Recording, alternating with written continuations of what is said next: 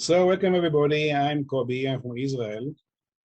Me and Christina, we are working for a while together. And I would like, before I start, to relate to some issues which came up from the last meeting, which me and Christina felt has to be clarified or to be a little bit more expanded because of the kind of approach we have. So to be more bridgeable, more with clarity.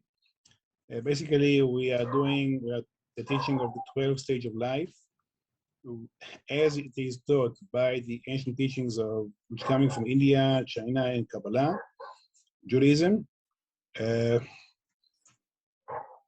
The focus of our teaching is on the clinical aspect of these teachings, which means we do not relate to the religious background of this origination of teachings.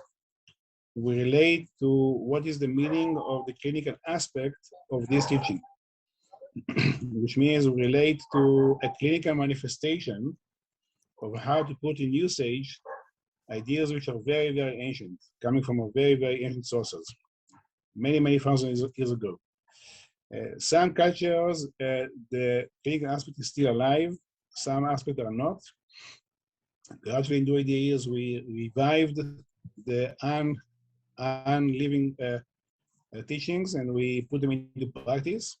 And we made a whole system around the ancient teachings which relate to the clinical aspect of this teaching. Again, once more, I will not, I do not speak on behalf of any religion. I do not speak on behalf of a faithful believer. Also, I do not speak like a theologist.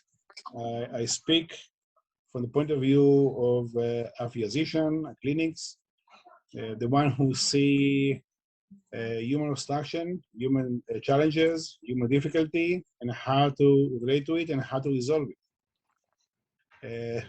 So we put up a stage, 12 stages of life, where in the last meeting, we saw that there is certain kind of a barrier that we should bridge up a little bit. So the whole concept of the 12 stages will become with some more clarity, with some more understanding. And for this, I would like to show to you a slide of some lecture which was given somewhere else in the world. Over here, we see the slide. Can you see it in your screen? Christina, can you see it? Yes, yes. So over here, we see a slide of what the ancient teaching called the chariot. Chariot means how the human organism, the human body in its totality, is called a chariot. And here I refer once more to the ancient teachings of India, as it is placed in the Bhagavad Gita, the divine song of Krishna and Arjuna, and according to the Chinese philosophy of the Forbidden City, which is also known as a chariot, and according to Kabbalah, which is the chariot of God, and the complexity of how God runs the universe. All this summarizes human organism into the name that human organism is called a chariot. And by that, the meaning is of being a chariot is that human life, being a chariot-like, move from point A to point B. This is why you're chariot, because it runs, it moves. There is a motion of life from point should carry you as a chariot from point A to point B, which means a chariot is in a motion, is in a movement, should reach its destination. Now, a chariot basically is a summary of what the ancient teaching call that human being is basically the end result of creation, which means human being and the organism of the human being. And here I do not refer to any specific human being, which means it's a universal understanding, can be Chinese or Hindu or Jewish or Christian or Eskimo, or you name it. It's something which is universal, that human being is the summary of the universe. Everything which exists within the universe would be found in the human organism. everything which is within the human organism has its equivalent stages in the universe, which means a human organism is the map and the summary of the totality of the universe. This is a very, very vast teaching, in which way the universe is equivalent to human organism.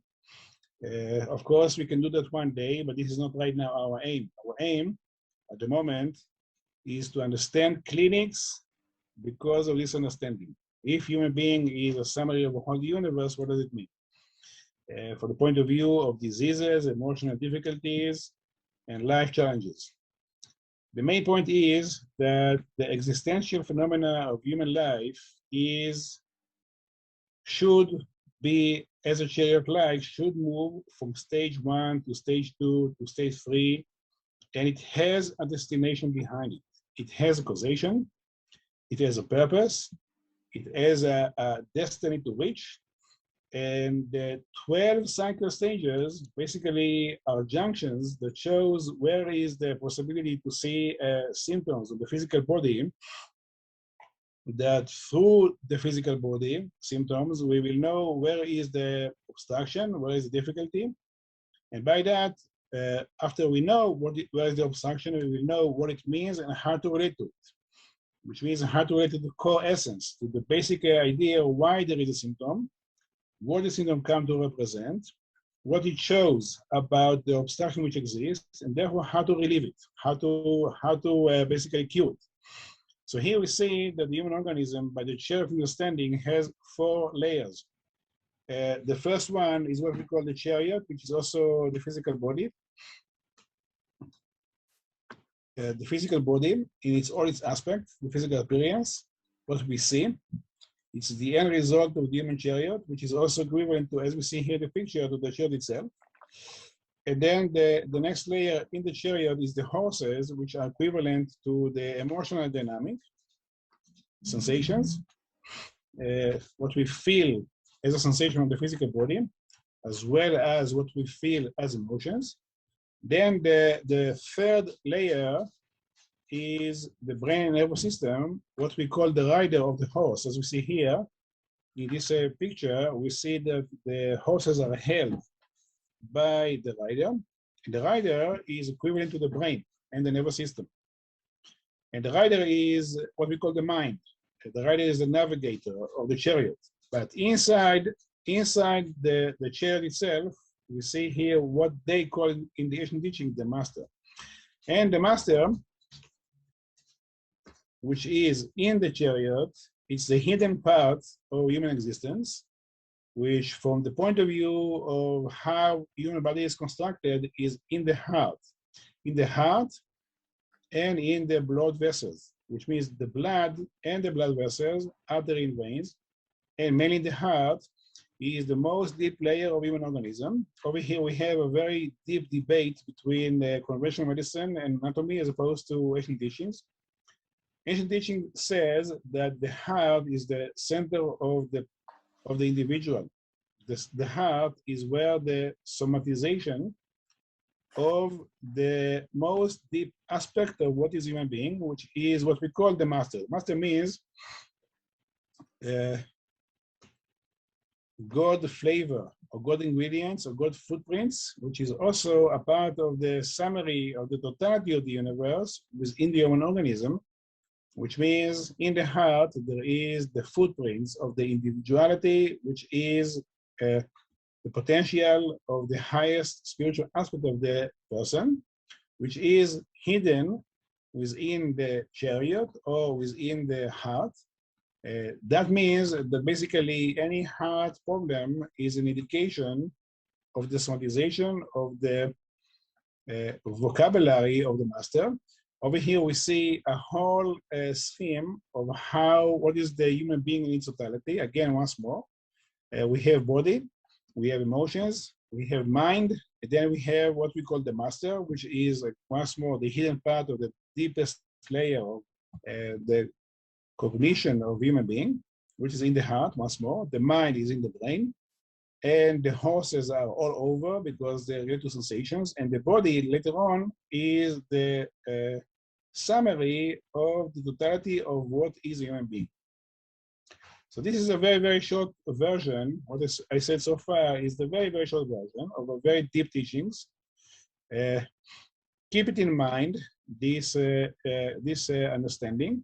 Why? Because later on, when there is a symptom of the physical body, for example, or the emotions, where they appear in the body will show us why the chariot can't go further, and where is the obstruction of the chariot which cannot reach its destination.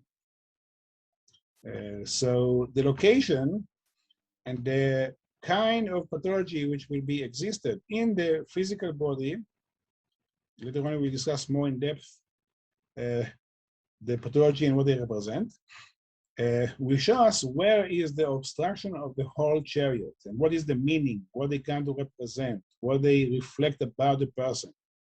And later on, of course, how to take them out. Now, all this I say because last time when we discuss, and here one second, I'll make you a host, Christina. Mm-hmm. I move to you, the host. 1 second. Yes, okay. So if you want, please, if you can put a slide of the 5th stage of 1 year of the birth stage. This is where last time some questions arise about that, and I would like to refer to that,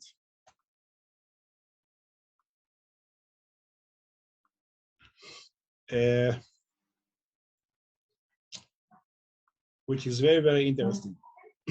Last time when we discussed the stage of life, which is the birth stage, so far we cover 4 stages which are pre-birth, a pre-birth, which means, if I summarize it shortly, the condition of the person, the condition of the parents before conceiving is the first stage of life, which means what kind of a content the parents bring with them before the conception.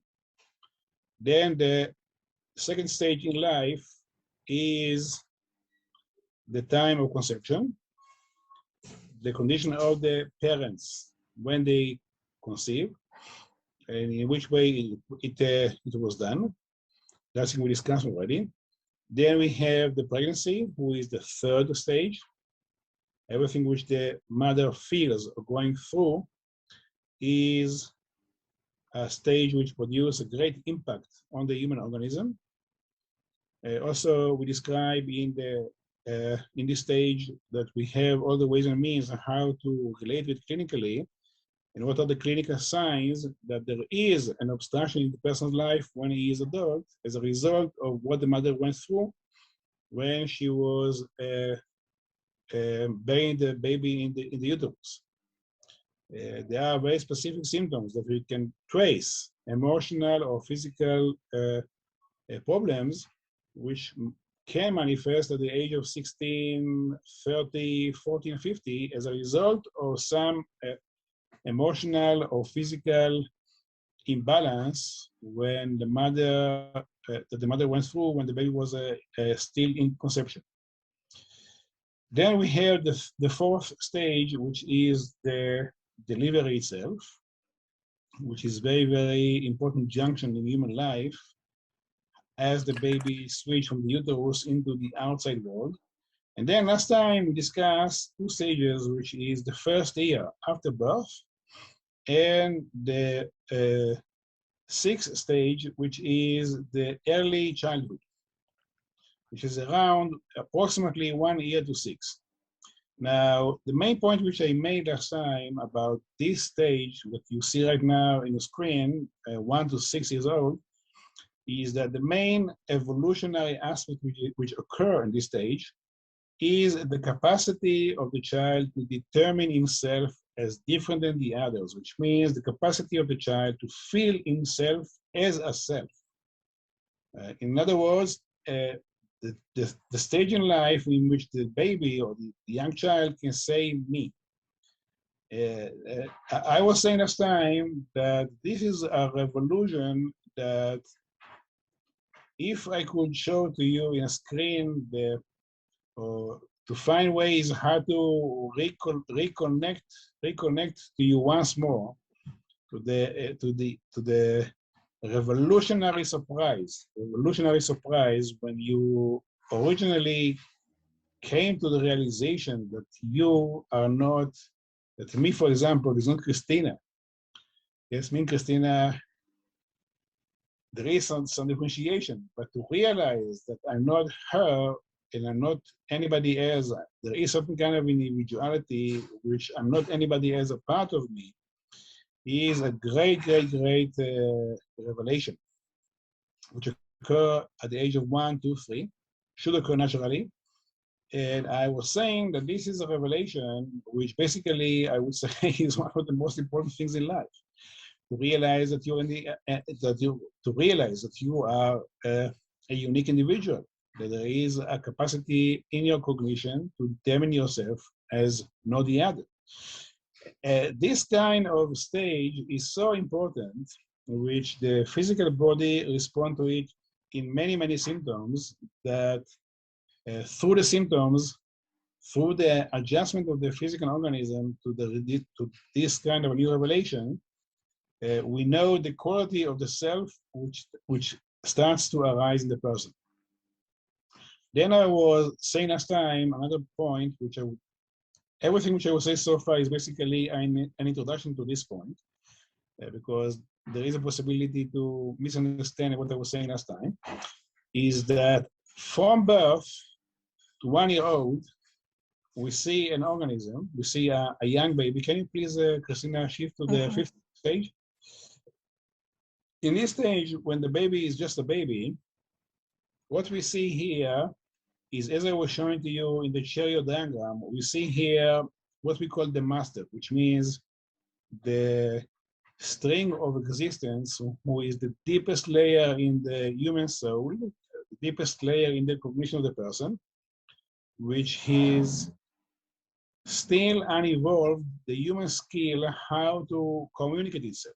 We see here a body, a baby's body, who is extremely flexible, extremely adjustable. The body is under a flux of change all the time in the baby organism.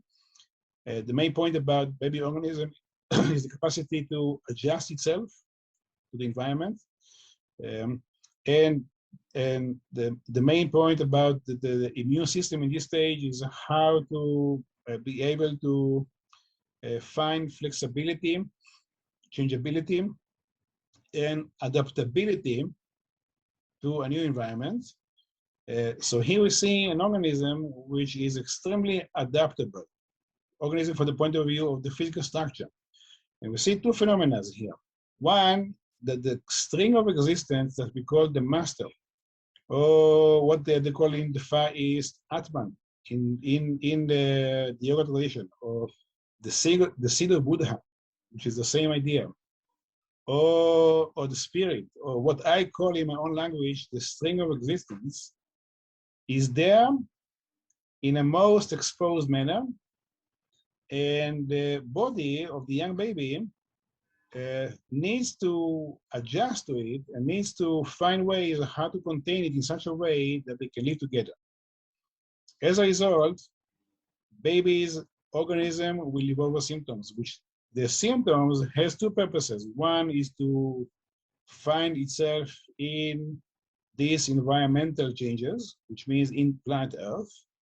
And another reason, which is much more deep and much more basic, is how to be fit and how to be a host and how to be the right vehicle, the right tool, the right machinery for that string of existence that lives within that organism to make it alive.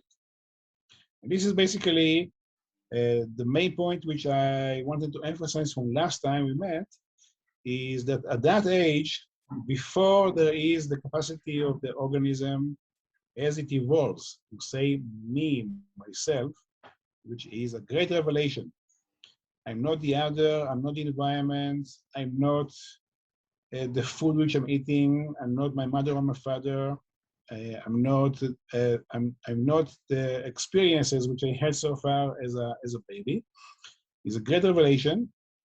All the experiences of the environment and the total symbiosis of the child with the environment produce a change in the organism, which coming in its manifestation as a symptoms.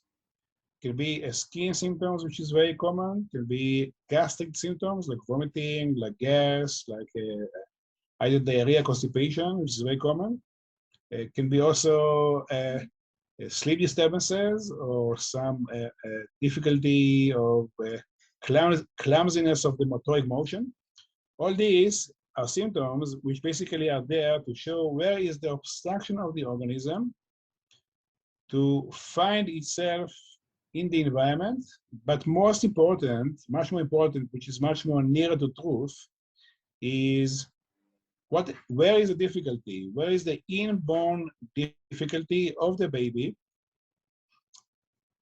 organism, that means to be able to be fit as a vehicle for that inner potential, which is there, which some people, the name here are insignificant. You can call it seed of Buddha, Atman, seed of God, seed of existence. There is a point in the soul of the person, the heart of the person, which holds the main potential and the main position and the main reason and the plan of life, which I call it the sting of existence. And the diseases and the symptoms which the baby will show, which might appear as a very common and very simple, that all the baby go through these stages of disease or symptoms. As a matter of fact, they are extremely significant. And this is the kind of a revolution which I would like you to shift your mind, that when you observe baby symptoms, what you really observe is how the organism try its level best, its highest best, to adjust itself to be worthy enough, fit enough to be a vehicle to this potential that holds the main importance and the main reason why you are here, why you manifested here. What is the reason behind you being here?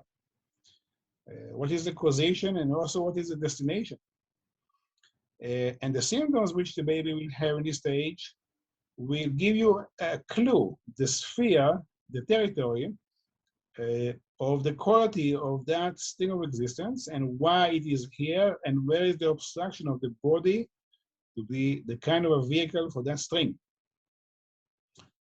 Later on, as the baby grows up and has the capacity in 1 year, 2nd year, 3rd year to be very clear about the inner feeling that me is not you, and the symbiosis with the surrounding, there is a differentiation between that, because me has another feeling, another kind of flavor, as opposed to the wind or to the sweety taste of food or to the feeling of who is my father and my mother,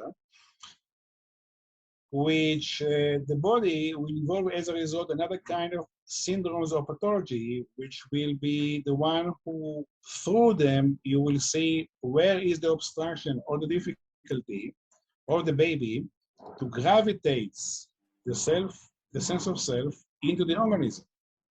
Because if you hear me well, if you hear what I'm trying to say, it is the sense of self, it is the sense of self, which produce a host or a kind of a place to live, which is more safe, more grounded, and more established in the organism, as opposed to where the baby is at that stage, 1 year old. The capacity of the person to say me, myself, gives a boundaries, gives a host, give a shelter, give a skin, so to say, to that string of existence. Therefore, once there is a capacity to say myself, also for the spirit or the soul or this footprint of God in the heart, will have a house and a place where to live. The sense of self will do that. And the body, as a result, will shift, will manifest, and will arise symptoms that will show to us as a people who treat the other, give treatments. It will show to us where is the barrier, where is the difficulty of that individual to adjust the organism to the quality of the soul. Again, these diseases are very, very, hold behind them a high significance. See a baby who is 1 year old, 2 years old, and you see a pattern already of, for example, ear infection or eyes infection, or teething, which evolves very, very gradually, too late evolution of the teeth, and so on. By that, you will know what kind of obstruction exists in the organism to host the self. There will be a somatization of the physical body that give you the clue where is the barrier, where is the obstruction. Now, I would like, after I said that, I would like to refer to another theme of this teaching, which is what we call somatization. Somatization is a name, over here you can switch already to a thing to the next slide, Christina. Mm-hmm. Here we are even getting closer to the thing that we want to talk today. Don't know how much time I have already, because we have enough time. So a few words about what is somatization. Somatization is a word which came up to psychology teachings after Freud, Sigmund Freud. One of the students, I can't right now recall his name, gave up this terminology, or brought up when he saw a clear connection between some emotional problems to physical responses. And then he called it somatization, which is the physical response to emotional state, how the soma, who is the body, respond to emotions. And it's a very, very vast word, which in our teaching indicates how very specific mind state or emotional state will be interpreted by the body to a very specific organ.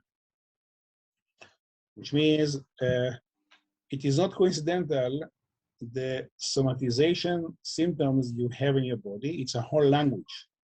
If you, last time I talked about it a little bit, for example, when we see in this stage, on the sixth stage, on the children who are in between 1 to 6, for example, if you see a recurrent sinusitis, recurrent sinuses, recurrent infection of the nose, of the or polyps in the nose, which produce difficulty to breathe, or snoring at night, which can later on lead to lack of growth on the physical stage because there is not enough oxygen. Very common to see that. Polyps in the nose, which as a result produce obstruction of the nose, which lead to a very loud snoring at night. As a result, not enough oxygen coming to the brain, into the body, which produce lack of growth in children. This pathology is quite known, we see it quite a lot. And why polyps arise in the nose in this age? When we speak about somatization, what is the causation for polyps to appear? So, as I was saying before, every emotion, every thought, every life dynamic you are going through will have its own place to be placed in the body according to the affinity of the physical organ to that emotional or mind state. Which means nothing in the human organism is coincidental. All the symptoms from A to Z, throughout the range, physically, emotionally, mentally, spiritually, you name it, throughout the range, all the symptoms that we are experiencing in our body or in our emotions have some physical responses. Here I relate more to the mental, psychological, emotional aspects. All of them will be manifested in one of the correlated organs, which are hosting that emotional or thought dynamic. And all the symptoms that we will have on the body will be, as a matter of fact, a very, very clear reflection about some emotional element that we went through, which at the end of the day end up being becoming to be a physical symptom. Now, what stands behind the dynamic? What is the main point which stands behind that dynamic? Christina, if you can please, for a second, take off the slide so we can speak about it in a few minutes without the slide, and later on you can bring it back. Mm-hmm. Yes. Let me imitate that it's only me and you here. Anybody, if you want to come and to show yourself, you are welcome. If you don't want, it's okay as well. But if you want to ask anything or to intervene, you're also welcome. The point which I would like to mention about the dynamic of the somatization process is the following, which is very, very important. If you get this point, you understood a lot.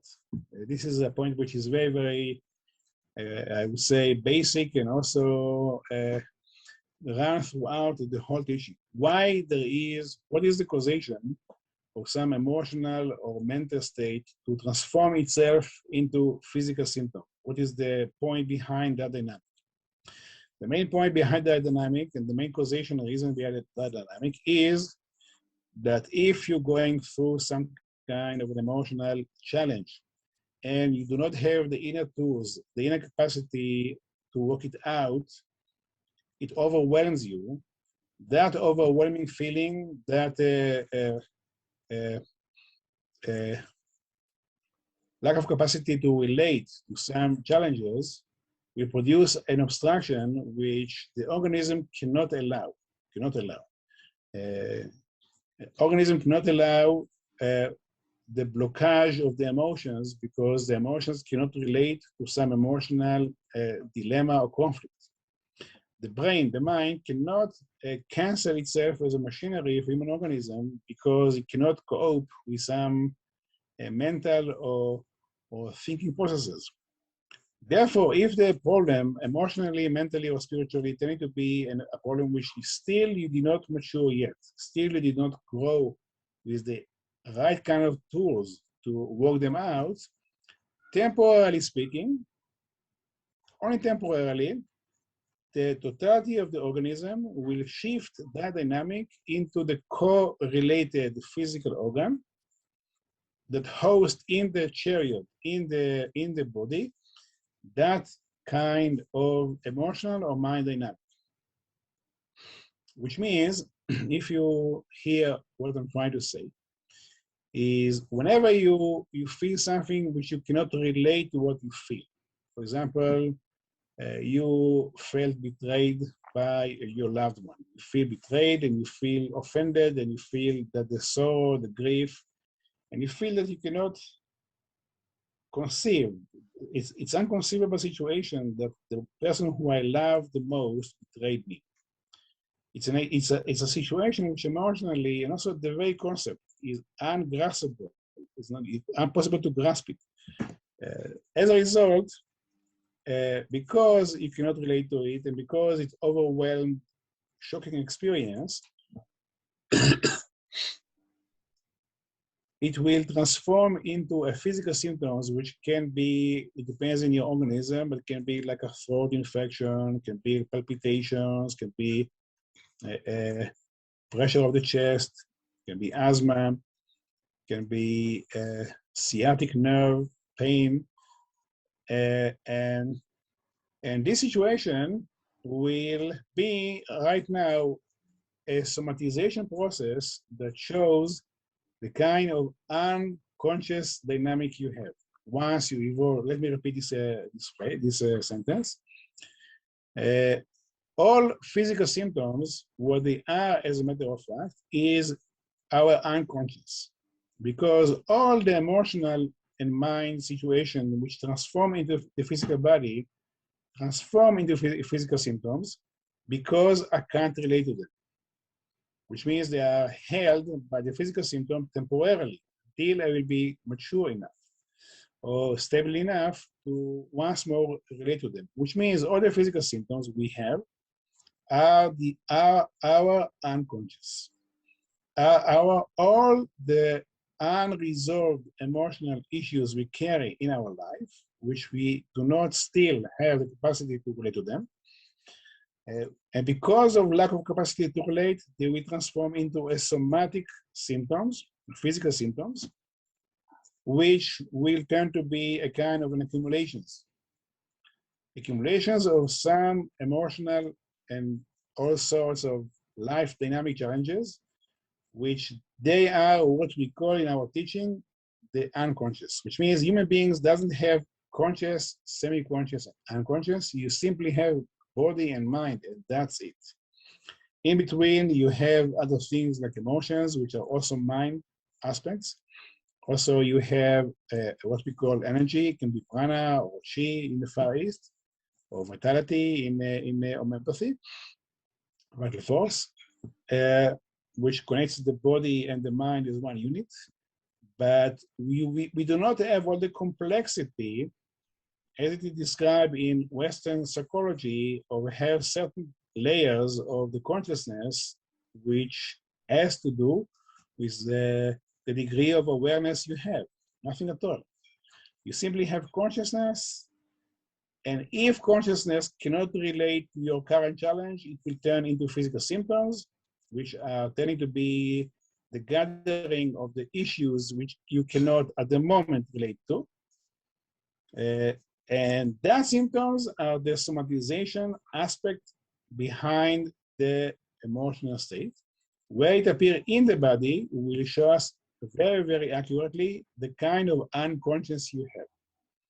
Therefore, the symptoms of the physical body are the most reliable and the most truthful, evident, and witnessed situation behind your situation. If you have, for example, a tendency for a headache, or a tendency for a stiff neck, or a tendency for any kind of gastric disturbance, this is the expression of your organism to describe the unresolved emotional state you are carrying, which to help you continue with your life in a fairly balanced manner, transform itself into a physical symptom.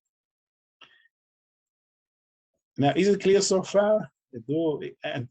This idea, if you understood it, should transform your mind, how you think about yourself. Because right now, don't look for any hidden things. If you have, for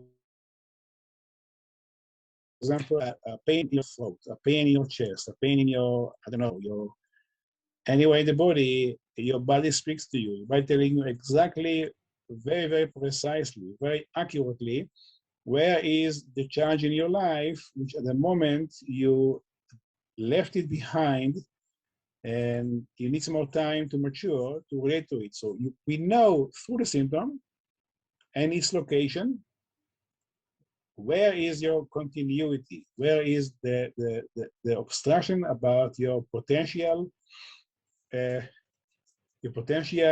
manifestation, which right now should be worked out through that symptom.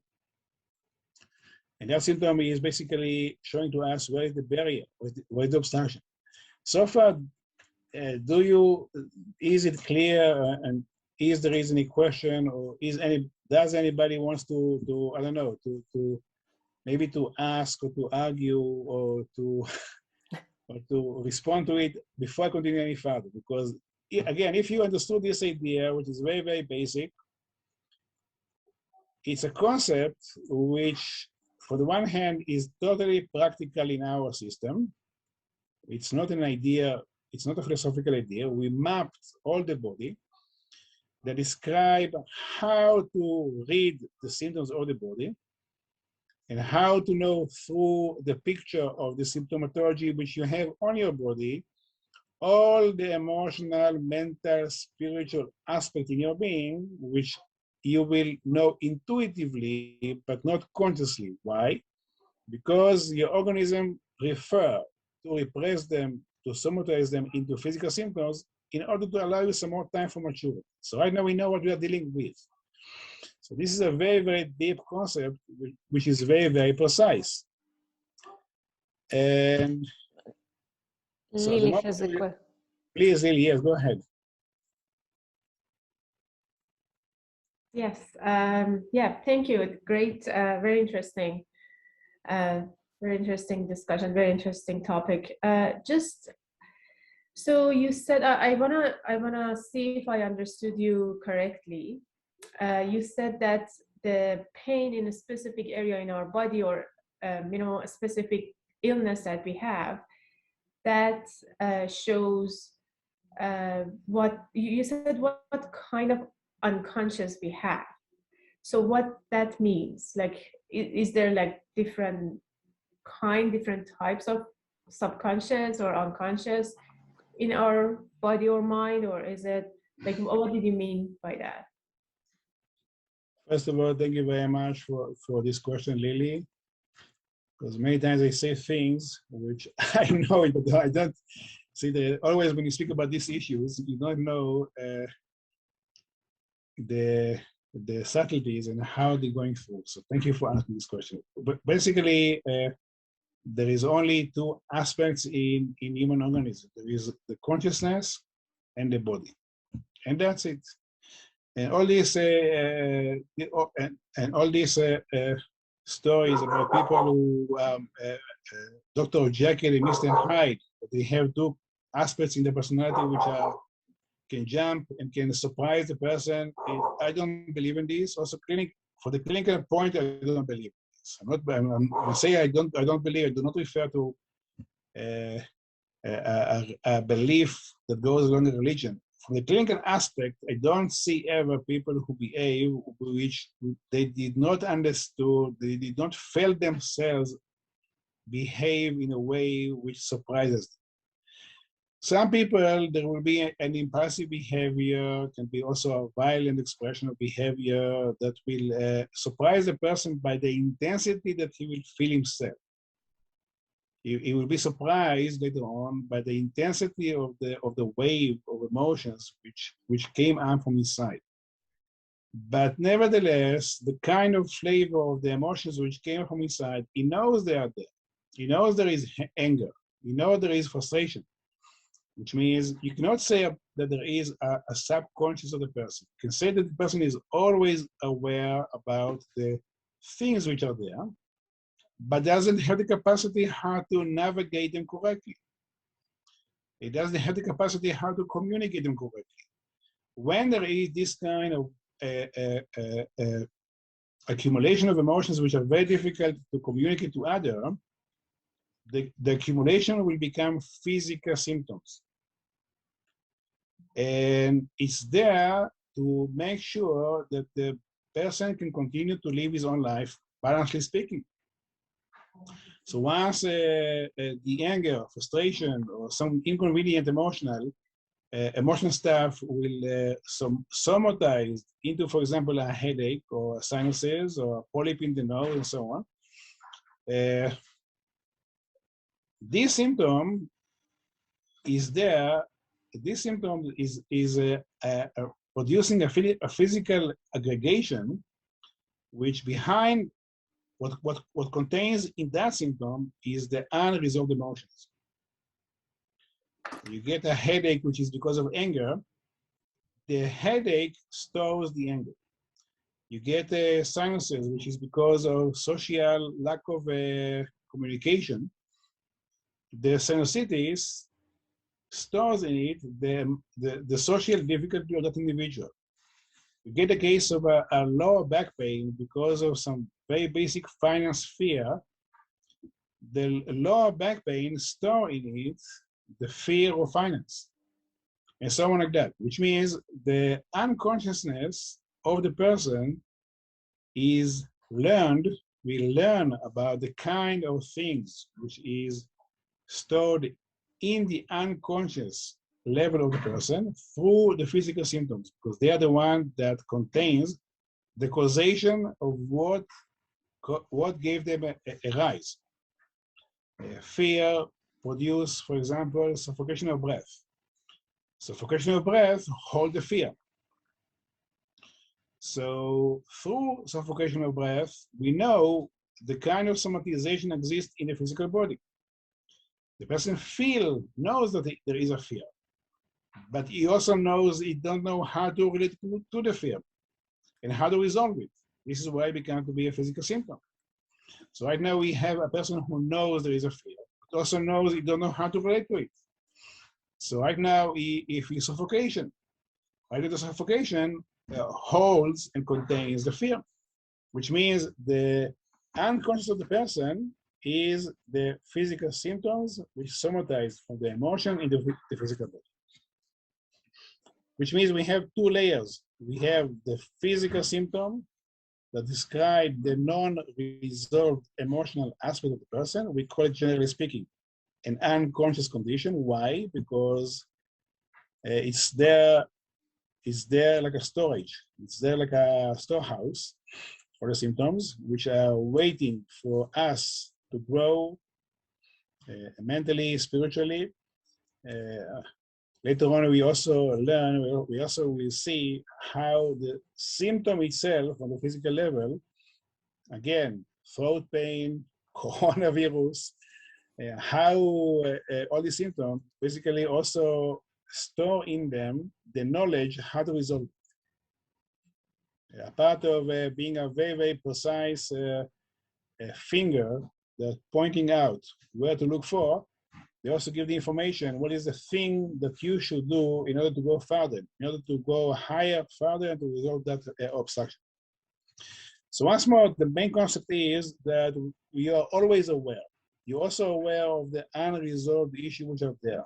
You're always aware about the things which produce in you tension or fear or grief and so on.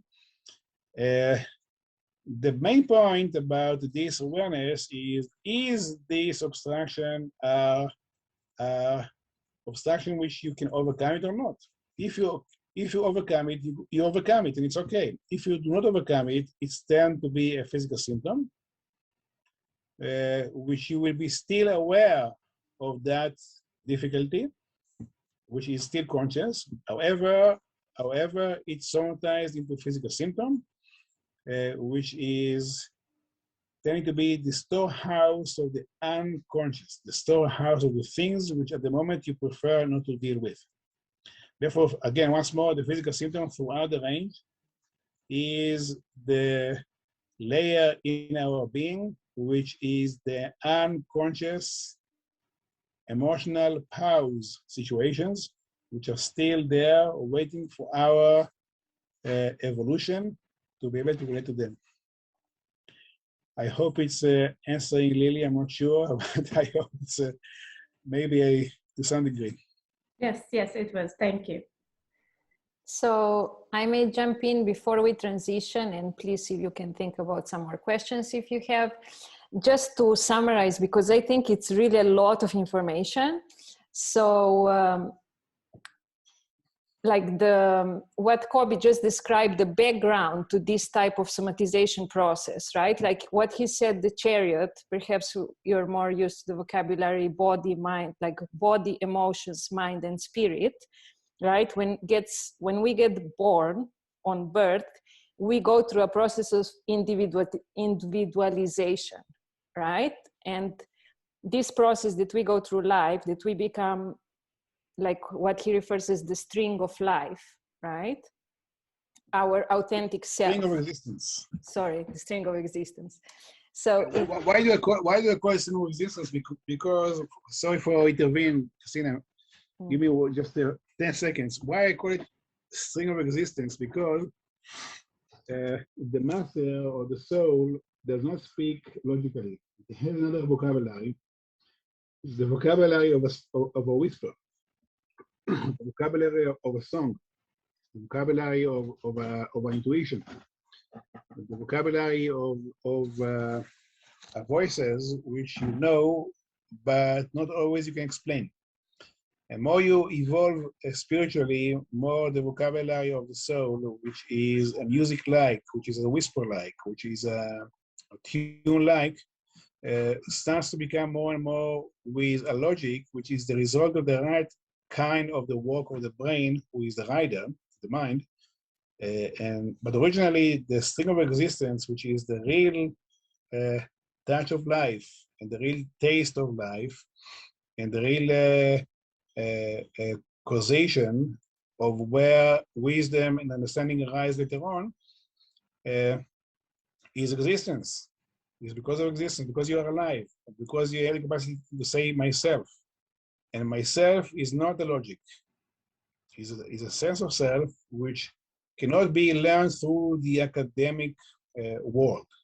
It's deeper than that. And this is why I call it the string of existence, because it's a string like music, string like tune, a string like vocabulary that we should learn. We should learn how to relate to this kind of tune. And until we will learn how to hear this tune of the string of existence, there is a possibility we will have a symptom of the physical body that will show us where is the obstruction in our growth. Sorry to cut you. Please go ahead, Cassandra. Sure, that was some point. So yeah, like you just said, I think that really nailed it, in the sense of like we're going through the individualization process and hearing the string of existence, being attuned with our authentic self, like learning to establish this connection. And then we go like from stage to stage, what Kobe is describing right now, all the stages of life that are an integration process, that we are tuning ourselves with the authentic self, with the string of existence. So perhaps to answer the same question as Didi said from a similar angle would be, which parts of the subconscious, like Kobe just described, it's what your unique specific self needs to integrate at that moment to fully express its own potential, right? So every person will have a different obstacle because it's unique to their authentic self, to their specific embodiment. And that will manifest if we don't have the capacity to relate to it and we feel overwhelmed, like Kobe made many great examples, or, you know, if you just feel grief that you cannot overcome, then that you can, you know, it happens many times. Perhaps it's one of most common examples. If somebody grieves and you can digest the grief in a healthy way, it takes some time and you overcome it. But some people can't, for example, and will start to have physical symptoms. So that shows where they lack the capacity to overcome the grief. And Kobe can explain this in a very detailed way, describing the map of the body and where every specific emotion or obstacle or lack of capacity to integrate that experience in our being manifests in which type of symptom. It's very precise, right? So every person will have a different type of obstacle or different type of difficulty. Some people will take the grief very easily. Some people may be overwhelmed by socializing. Some people, it's different for everybody and will manifest in a specific body in a specific way. And there is a map for that. Yeah, hope that helped. Yes, the body is a map that is giving you a very, very accurate tool to show to you a reflection of where you hold in your journey. And where is the difficulty or challenge of your life at the moment? And here I will emphasize at the moment, because it's something which is very, very changeable, and symptoms which can be there for 20 years or so are definitely still transformable because they are on the physical state. And what causes them is something which is deeper. So if you touch the deeper point, always the body, like a very soft material, will shift. Yes, please, Lily, do you want to say anything? Just a quick one. Is this map that you're talking about, is it the part of the presentation, or is it something that you can share? It's a good question. It's the 12 stages that we teach, or we speak about them right now, is one of the aspects of a very whole teaching which has to do with mapping the human organism, to do a map of the human organism in such a way that will show to you very, very precisely and very accurately when you feel whatever you feel, when you think whatever you feel, I think why and because of what reason it will end up as a physical symptom in one or part of the body. What is the meaning of that and how to relate to it? And that map is very, very accurate. It's a whole teaching. It cannot be done in a few lectures. Right now here in Israel, I have a 4-year program about that. In Spain, I'm teaching this already for the last 5 years to a very, very specific detail. Is something which requires some time. But nevertheless, the human body is a map of the emotions, of the mind, and of the spirit, which the symptoms of the physical body will not lie. We say the bottom line of the truth.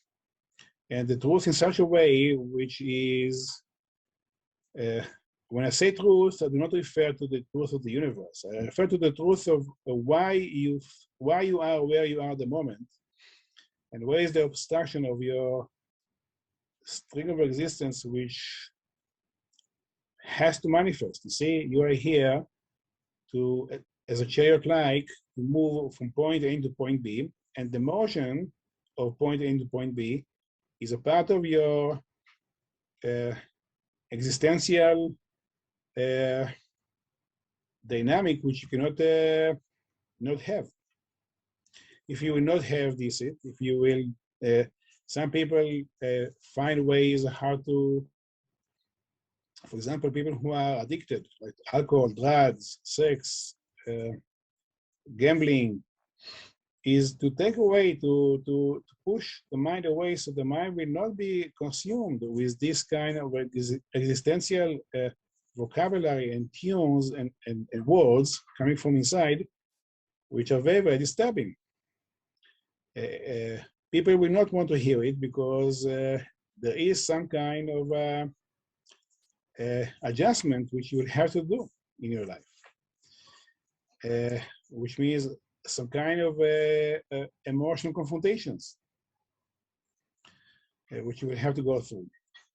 Some kind of changes in the life attitude, in the life approach, in the life, the way you think about yourself and about life. And it's too difficult. Therefore, a person will prefer to become a gambler, to become an addict, to suffocate it. But that thing cannot be suffocated because it's the deepest layer. The stream of existence cannot not be. It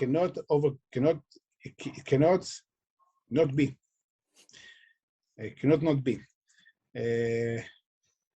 Only when you will pass away one day, then that thing will transfer somewhere else. But until that time, it cannot not be. As a result, the confrontation with that will be there all the time. And more you are tuned to that, more your life goes well. With prosperity, with health, with fruits. Life brings fruits. One of the, I remember I tweet small story. I tweeted a woman. She was 87 years old, and she held a grief in her for the whole life. And the grief produced in her situation in which she was very introverted, very lack of communication with the world, very alone. And I was giving to her a remedy in homeopathy which took away the grief. And she was saying to me at the age of 87 that this is the first time in her life she feels other emotions a part of grief, which for me was shocking, because to feel the whole life one emotion and at the end of the life to suddenly to open to what is happiness, what is content, what is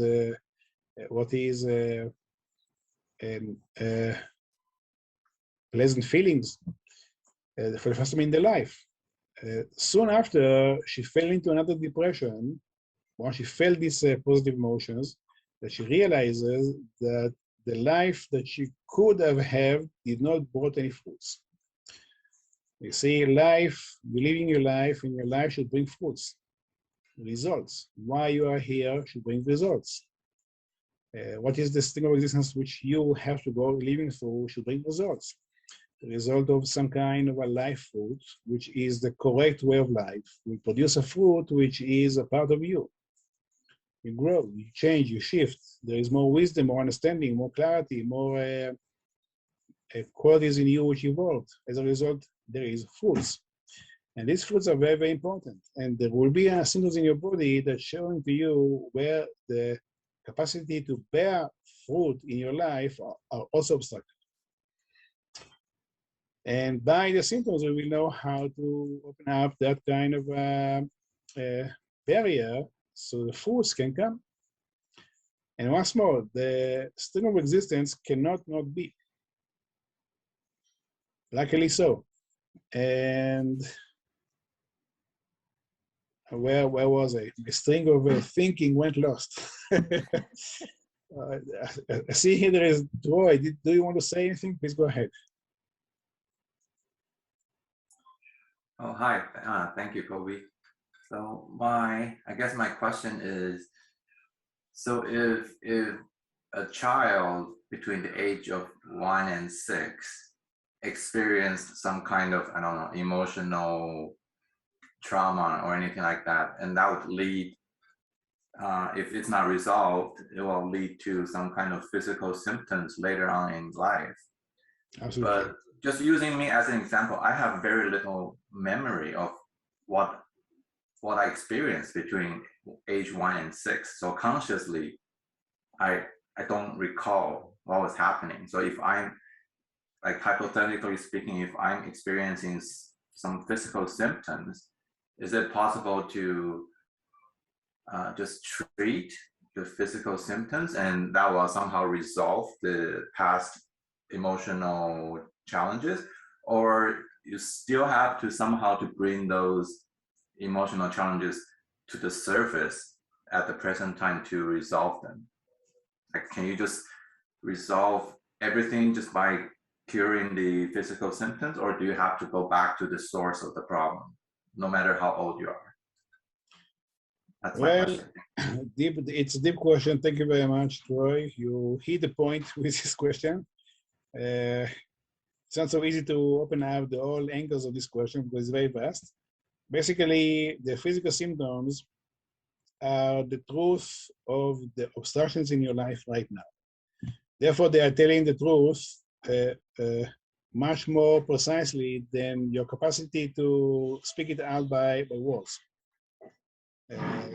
Which means that they are more reliable of the things which you went through emotionally and you could not relate to it, as opposed to a person who will speak about himself.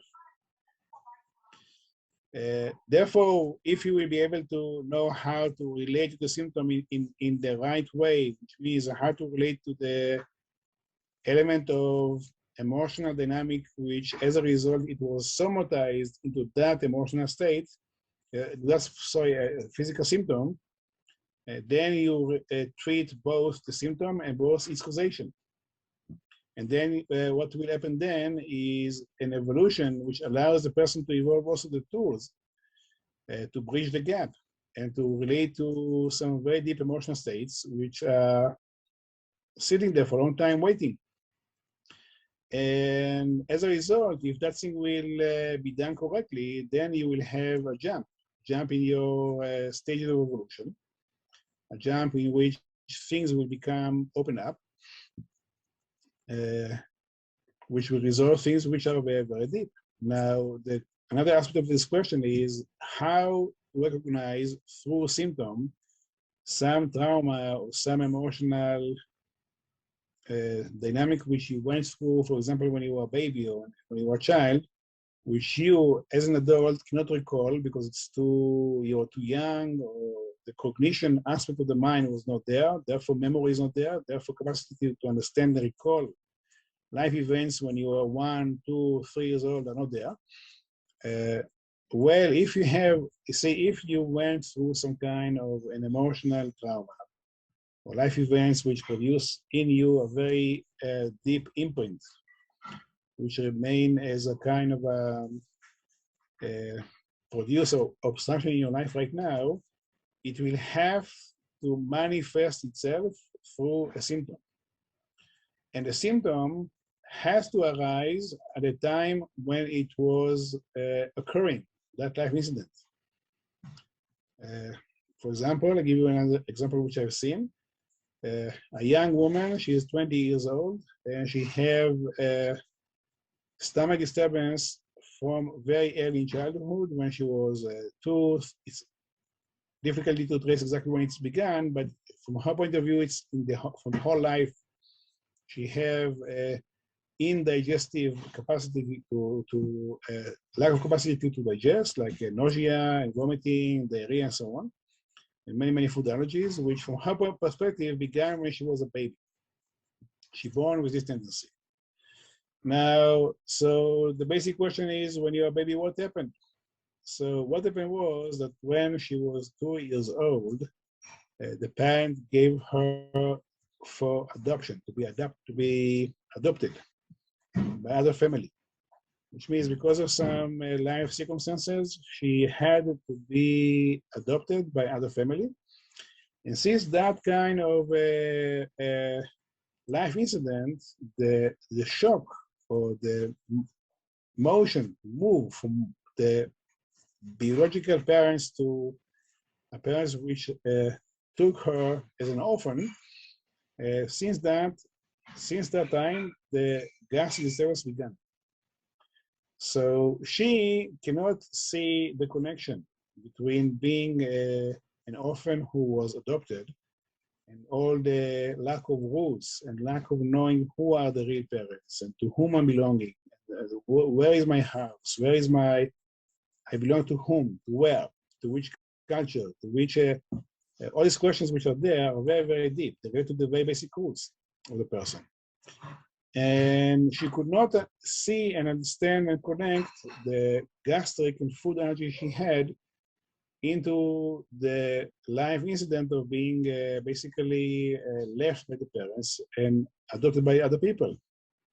But once we start to treat that symptom and to relieve the symptoms and to relate to the causation of that appearance when she was 2 years old approximately, this question came up. The question of an orphan, the question of a person who lived without roots, which means as they came up, right now, she had enough maturity and enough emotional capacity to be able to relate to the causation of the gastric disturbances. Who are my real parents? To which family I belong to? What are my roots? What are where is my lineage? There's a lineage. When you have father and a mother, also you have a lineage. What is my lineage? So all these questions came up in her after the symptoms went away, and that would be later on. We also relate to this issue as well.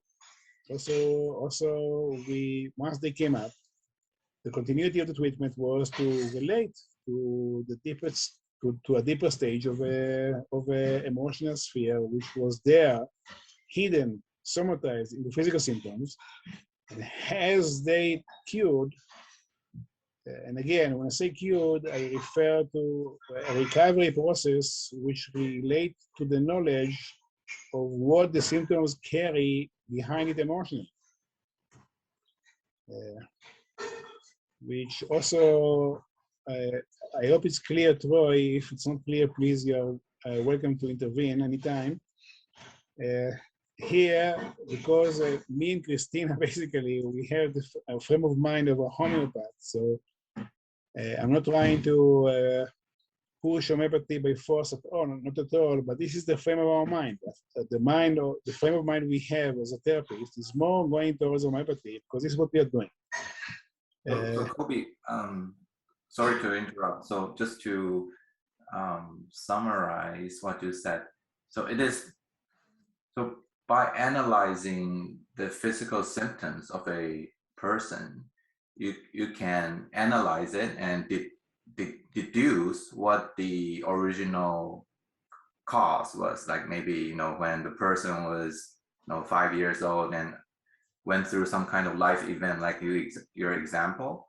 So you can analyze the physical symptom now to deduce the events in the past, and also by treating the physical symptoms now, you can bring the emotions or associated with the past life events to the surface, and then you can treat that also. Is that correct understanding?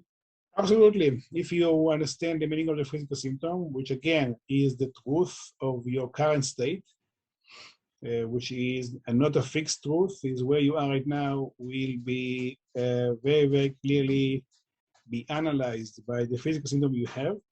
Again, if you know what they mean and what they carry as a storehouse behind them, you have the capacity to understand precisely what is the emotional and mind states behind the symptom. And also, through the 12th stage of life, you will know where to locate it. Where to locate this symptom. If it's a symptom who belong to the pre-birth state, the pre-birth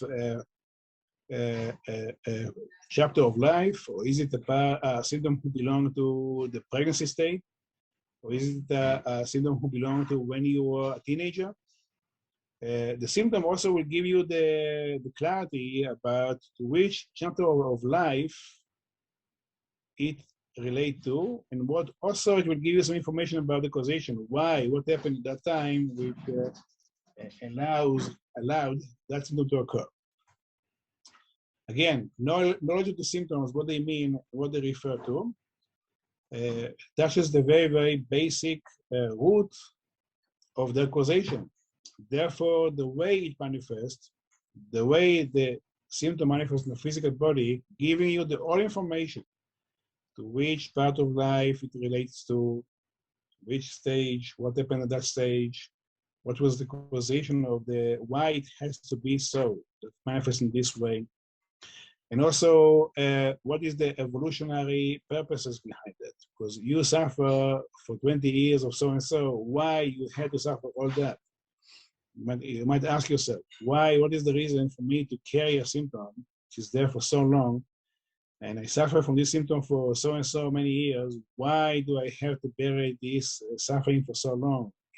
Also there is a causation for that as well. Also there is a reason, a logics, which is not a brain logic, it's a logic which has to do with the vocabulary of the string, which again, we should study this vocabulary and how to understand it. But all this you will understand all that through the manifestation of a symptom. And at times, the point which I'm trying to make is that at times what you overcome, because it's very common and very simple, and very seems to be something which is very, very common, like a normal headache or normal, you have a constant pain in your shoulder and so on. This symptom is a symptom which is a very, very, very deep originated symptom that's showing about you the truth of where you are right now. And if you will know what it means and how to relate to it, you will also open up your life for the continuity of your evolution. And this whole teaching, basically, evolution is the title for all that, for all these teachings. What we are doing is, once you are aware and you have this knowledge, evolution continue to occur. You're here, as I was saying before, Chariot means that you should go from stage 1 to stage 2, which means you evolve. There's evolution. And the evolution is that the chariot moves towards the destination. So if the chariot is staying in one station for too long, evolution is blocked. And evolution will be blocked, will be manifest its stagnation or blockage through symptoms. And the symptoms will give you the whole picture, the whole reading.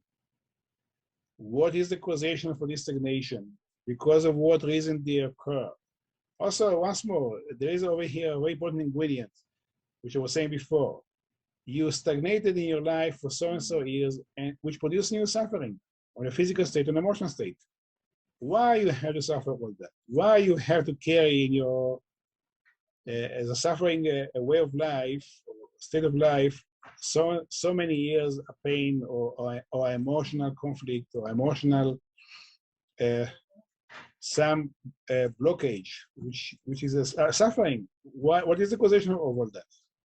The symptom, where it is located in the body, also will tell you the story of the causation and the reason why you had to bear it, which is very, very deep. And all this will be manifest as a symptom. So right now the question is, of course, how to read the symptom. What the symptom mean? What is how to map and how to systematize this idea into a physical symptoms? Because if you hear me correctly, you hear a person sharing his life to you, whatever he is speaking about, when he describes the physical symptoms, he describes the totality of the truth, which is much more deep as opposed to the life story, which will vocalize or tell to you by words. I just would like to make a distinction that I think it's really important. So two things. One, it's really what you just said, like how to relate to the symptom, right? It's not if you have a shoulder pain and you take an anti-inflammatory or you go to acupuncture and the shoulder pain goes away, that it means that your life stage, it's now available to you and you integrated the lesson that manifests that you were overwhelmed before and you couldn't really integrate in yourself and manifest it as a shoulder pain, right? So I would like to really make this clear, especially for people that try to use homeopathy in this way. So how to simplify? What I want to say is, as you can probably see, when Kobe talks, there are so many different layers, so many different aspects. It seems very easy, very intuitive, and it is, right? You just connect with the string of existence or with your authentic self in the process of individualization or integrating things, but there are so many different things to unpack, right? So even with a specific person, when you have a person has an issue, maybe manifested in different layers and gradually peels off until that point that the understanding comes. What I'm pointing to, that it's a lot of depth and variety and angles to understand this thing. So when Kobe says the symptom, it's a storage house for the unconscious problem, for example, that's definitely the case, but that doesn't mean that if you take that symptom away with an allopathic pill or whichever superficial mode that doesn't relate to the causation of the symptom, it doesn't have that effect, right? So it's a very specific approach to understanding the whole package behind the symptom and how it came there, if it's on the top of the layer of your problems, if it's beneath other things. You have to study this for years. I just want to point out that he does a very good job to try to present it as a very simple and straightforward, but there are a lot of dimensions to every aspect that he mentions. So please, if you have any other questions. The main dimension which I would like to also to relate to what you're saying right now, Christina, is, as I was saying before, for example, you have sinusitis. It's a symptom that indicates that the person doesn't know how to communicate himself socially. There is a barrier between the person inner life and how to communicate the inner life, emotional and mind dynamic to society. There's a barrier. He doesn't know how to do it. Over here, Mila, my child, behind me. Hi, Mila.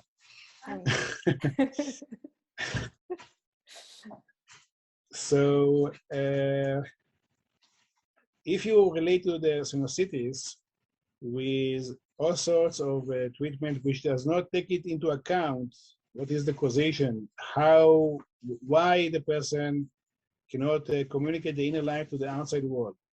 What is the inner experience of the person who have an inner life, which are usually very rich, and they aren't bridged cognitively to society, and how to relate the treatment which relate to this sphere as well, which means you give a certain kind of treatments which will relate to the physical symptom alone and to relieve it without understanding the emotional consequences which are behind the symptom, who gave a rise to that symptom. What we usually will see in the clinic is that the emotional dynamic was still there, will find other ways how to express itself, which usually will become a deeper physical obstruction. From sinusitis, it would go into chronic laryngitis.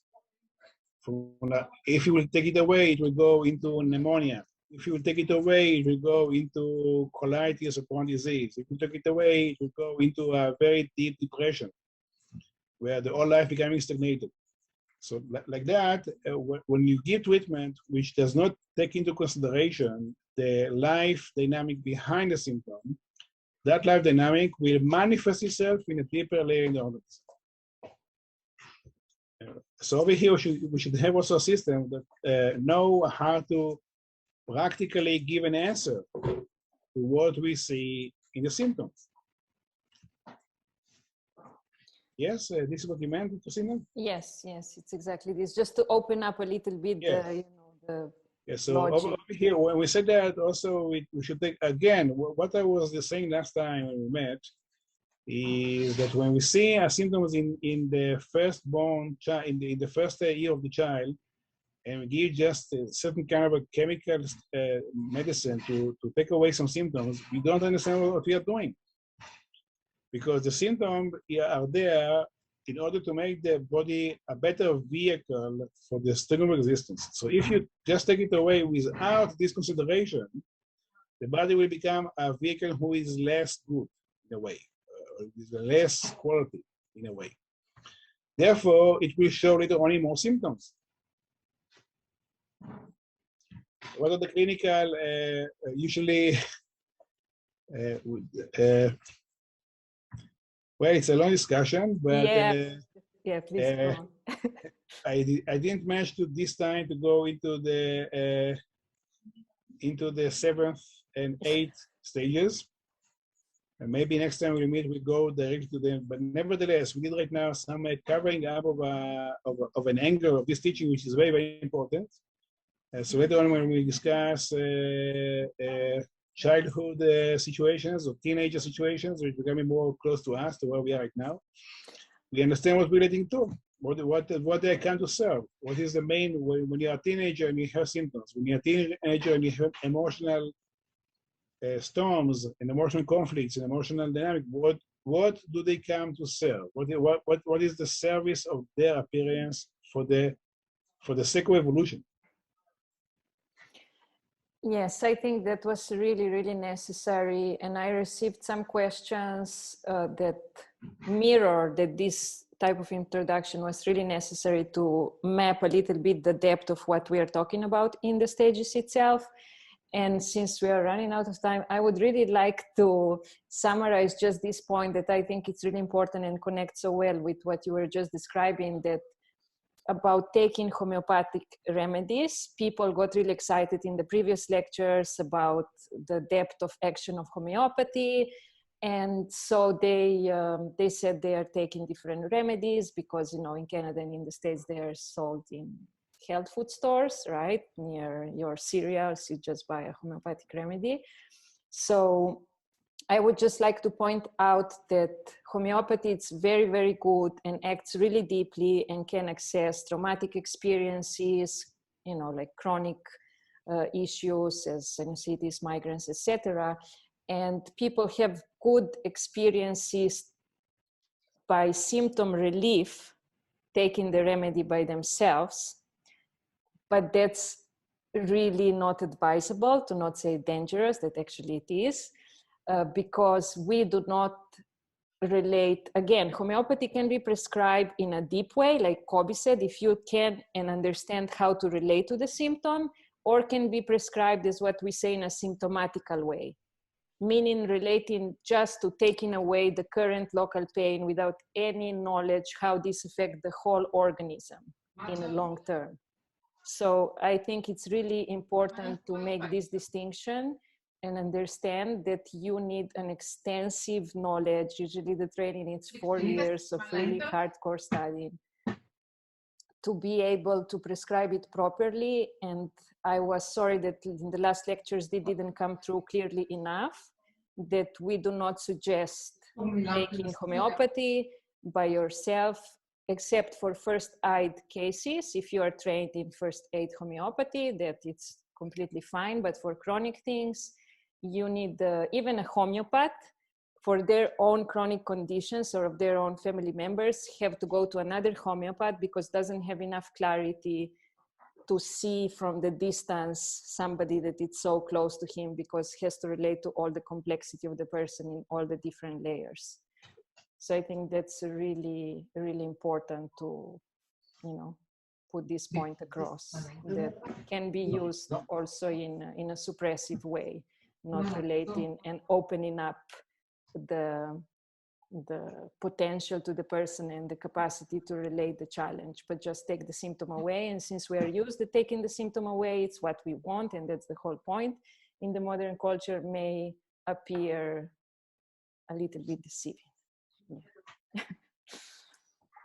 So I guess we will have to meet again for the 7th and 8th stage, but I think we covered a lot. Do you have any more questions before we leave?